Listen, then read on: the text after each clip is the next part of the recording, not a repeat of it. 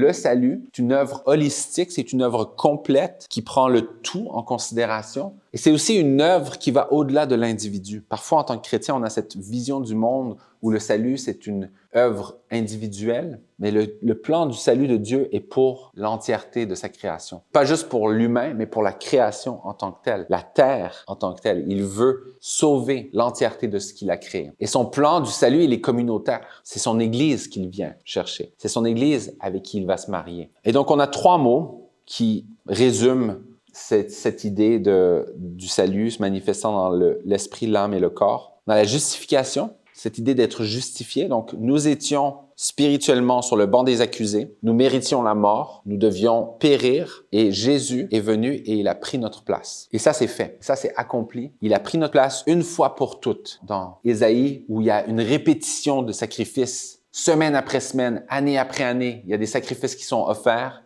Jamais ça n'apaisait, jamais ça ne satisfaisait. Christ est venu et une fois pour toutes, il est mort, il est ressuscité, il a vaincu le péché et par cela nous sommes justifiés. Alors nous sommes justifiés, mais notre âme est appelée à vivre ce processus de sanctification, donc de transformation constante, où Paul nous parle de cette idée d'être transformé de gloire en gloire. Qu'est-ce que ça veut dire que d'être transformé de gloire en gloire? Ça veut dire qu'aujourd'hui, tu as l'opportunité de vivre la gloire, mais que de cette gloire, tu peux aller encore plus loin et vivre une autre gloire encore plus glorieuse. Et encore, et c'est constamment comme ça. Et ça, c'est l'âme, c'est le domaine de l'âme qui le vit. Et ultimement, notre corps, un jour, expérimentera la glorification. Donc, nous serons glorifiés avec le Christ et nous aurons un nouveau corps, une nouvelle terre, une nouvelle création qui va être complètement renouvelée.